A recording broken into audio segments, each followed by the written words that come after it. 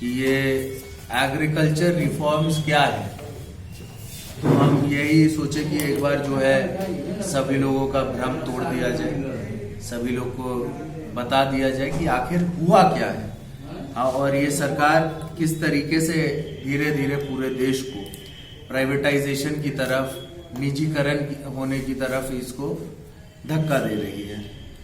आपको बता दें कि पहला वाला मतलब ये 3 बिल निकले हैं। हाँ, पहला बिल कहता है farmers empowerment and protection agreement on price assurance and farm services, मतलब किसान का जो है उसका सशक्तिकरण, उसका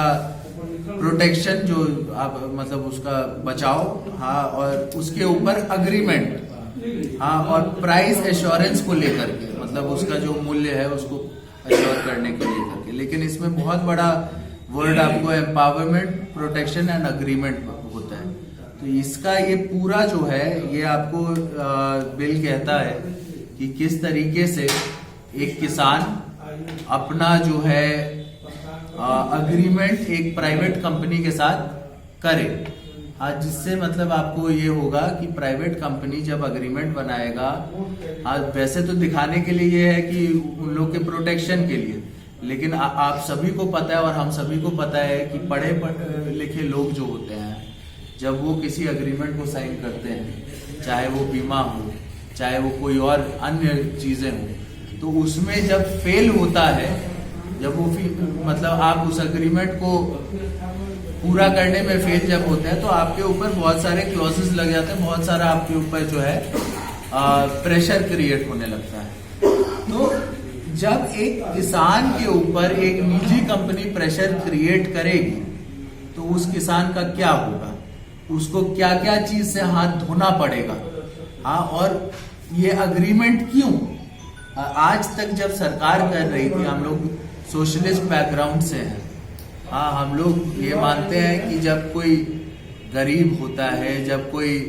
लाचार होता है, उसको सरकार का ये जिम्मेवारी है कि उसको आगे बढ़ाया कैसे जाए, उसके बारे में सोचना। लेकिन जब उसको प्राइवेट कंपनी के हाथ में आप डाल दीजिएगा तो प्राइवेट कंपनी कभी किसी लोगों के बारे में नहीं सोचती, वो किसी लोग के बारे में नहीं, वो अपने बारे में सोचती है। वो ये सोचती है कि हम आगे कैसे बढ़े, हम कम पैसे में ज्यादा से ज्यादा कैसे कमाएं। तो उसमें तो बेचारा किसान तो बेचारा ही रह जाएगा।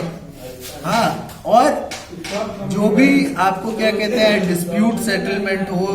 या फिर मतलब जैसे डिस्प्यूट सेटलमेंट मतलब अगर आप आपस में दोनों पार्टी में एक कारण से जो है मतभेद हो जाए, हाँ, तो उसमें आपको ज्यादा भारी जो है कभी भी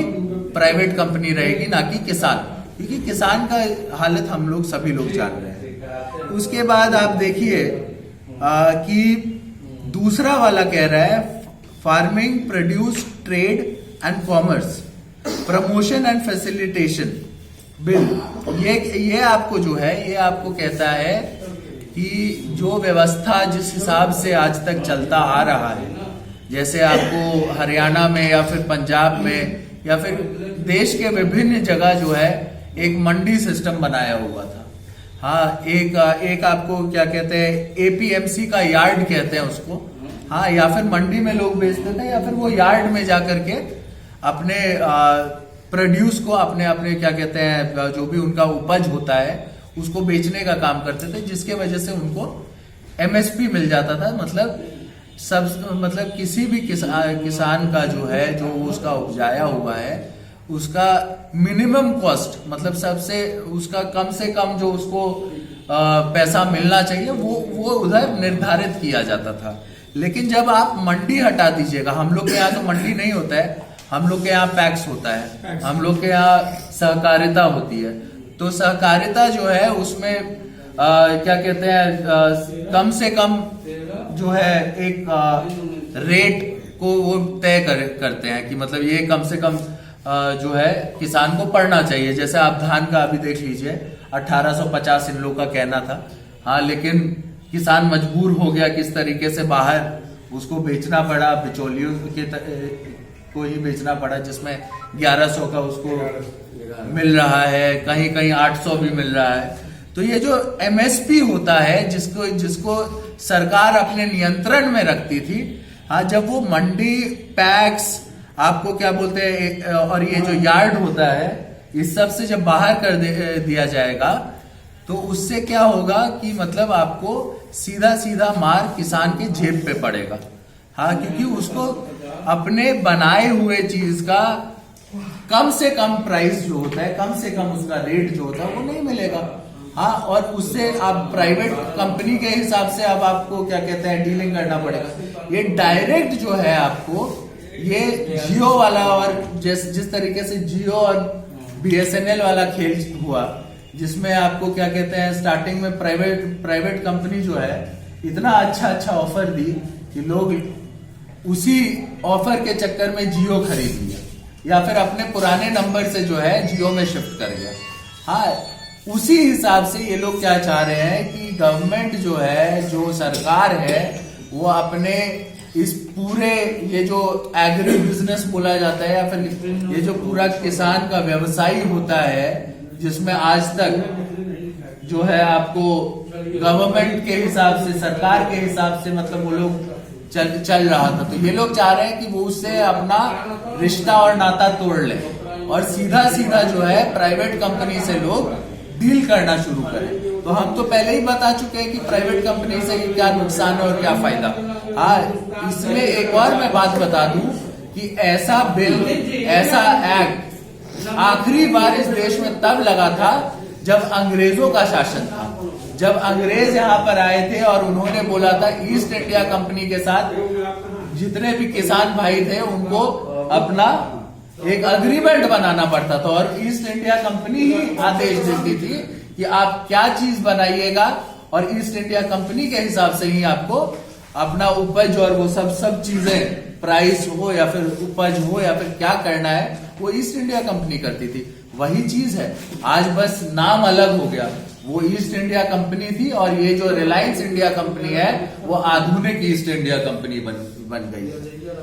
आखिरी चीज जो हम बताना चाहेंगे, जो आखिरी बिल है, जो एसेंशियल कमोडिटीज, मतलब जो आपको आवश्यक वस्तु को लेकर के इन लोगों का बिल हुआ करता था, उसमें संशोधन। तो उसमें संशोधन क्या है, तो ये भी हम बताते हैं। संशोधन ये कर रहे हैं कि जो पहले से एसेंशियल गुड है, जो आवश्यक वस्तुएं हैं, जैसे दाल हो गया, आपको तेल हो गया, उसके बाद प्याज हो गया, अन्य जितने मतलब इसमें आपको वस्तुएं हैं, वो सारी चीजों को जो है गवर्नमेंट बोल रही है कि अब उसका जो है उसको हम उस लिस्ट से हटा देंगे। हटा क्यों देंगे? क्योंकि उस लिस्ट में वो उसको तभी जोड़ा जाएगा, जैसा कि अभी आप लोग देखे होंगे बीच में इसमें मास्क को भी जोड़ा गया था, मास्क को, सैनिटाइजर को, जिसके वजह से हम लोगों को मास्क और सैनिटाइजर बड़े कम मूल्य में खरीदने को मिल रहा था, लेकिन उसके बाद अब उसको भी हटा दिया गया, जिसके वजह से सैनिटाइजर और मास्क आज के डेट में वापस से उसका प्राइस बढ़ गया है। उसी तरीके से बाकी अन्य चीज जो है उसको उस चीज से हटा दिया जाएगा। तो जब दाल को हटा दिया जाएगा, मान के चलिए अगर आपका सबसे पसंदीदा जो दाल है वो आज मार्केट में 100 रुपए का है, हाँ, तो अब उसका प्राइस जितना भी बढ़ जाए उसमें गवर्नमेंट, उसमें सरकार हस्तक्षेप नहीं करेगी। लेकिन उसमें एक क्लॉज डाल दिए ये लोग कि जब तक पेरिशेबल, मतलब जो चीजें जो जल्दी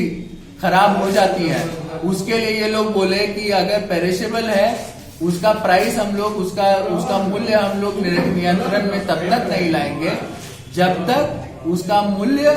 100% से बढ़ नहीं जाता है। तो मतलब पेरिशेबल में आपको प्याज आ गया, आज के डेट में मान के चलिए अगर प्याज 80 रुपया केजी है,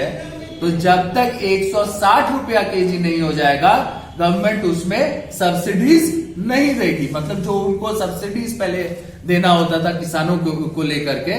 वो अनुदान अब जो है उसकी व्यवस्था ये लोग खत्म कर रहे हैं। और साथ ही साथ अगर दाल जैसी चीज हो गई जो आपको क्या कहते हैं, अगर 100 रुपए में आज मिल रही है, जो कि आपको नॉन पेरिशेबल है, जो जल्दी जो है आपको स्टोरेज हो जाता है, उसको काफी दिन तक आप संभाल के रख सकते हैं, ऐसी वस्तुओं को जो है वो जब तक 50% से ज्यादा नहीं हो जाता, मतलब 150 रुपया केजी जब तक वो नहीं पहुंचेगा तब तक उसमें सरकार हस्तक्षेप नहीं करेगी, जिसके वजह से किसान बदहाल तो होंगे ही, साथ ही साथ जितने भी हमारे यहाँ पर मतलब हिंदुस्तान के लोग हैं उनको वही चीजें जो आज सब्सिडी के वजह से कुछ कम मूल्य में खरीदने को मिल रही थी, जो जिसके वजह से हम लोग का जो ये समस्या होता था, घरेलू समस्या, आप सभी लोग समझ रहे हैं कि सब्जी वब्जी और दिस दैट लेने में जो भी होता है, तो वो अब गवर्नमेंट उस पे जो है खुला कर दी है। हाँ, उसको उसके ऊपर अब टेंशन अपने ऊपर से जो टेंशन था सब्सिडी का उसको हटाने लगी है। और सीधा सीधा ये आपको क्या कहते हैं, रिलायंस जैसे बड़ी कंपनी, अदानी जैसी बड़ी कंपनी और गोदरेज जैसी बड़ी कंपनी जो इस फार्म में जो है, हाँ, फार्म व्यवसाय में किसानों के उसमें जो आप इंटरेस्ट उठा रहे हैं उनके हाथों में छोड़ दी है, जिसके वजह से किसान का हाल बद से बदतर होने वाला है और इस देश का जो है हाल बद से बदतर होने वाला है। ये बड़ा दुखद है, ये बड़ा दुखद है कि हमारे लोग इस चीज को ढंग से पढ़ नहीं रहे हैं, इसको समझ नहीं रहे हैं। हाँ, हम तो चाहेंगे सभी लोग, आप लोग ज्यादा से ज्यादा लोग जो हैं इसको जाकर के पढ़ने का काम कीजिए, इसको समझने का काम कीजिए, क्योंकि ये हमारे पुरखों ने जो लड़ाई लड़ी थी, हमारे पूर्वजों ने जो लड़ाई लड़ी थी, मेरे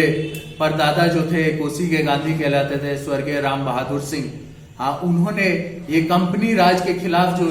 आंदोलन छेड़ा था, ये ब्रिटिश राज के खिलाफ जो आंदोलन छेड़ा था, आज आधुनिक ब्रिटिश लोग आ गए हैं, आधुनिक अंग्रेज लोग आ गए हैं और ऐसे आधुनिक अंग्रेजों से इस देश को मुक्ति दिलाना बहुत जरूरी है। अगर आपको हमारा वीडियो पसंद आया हो तो इसे लाइक करें, सब्सक्राइब करें और साथ ही बेल आइकन दबाना ना भूलें।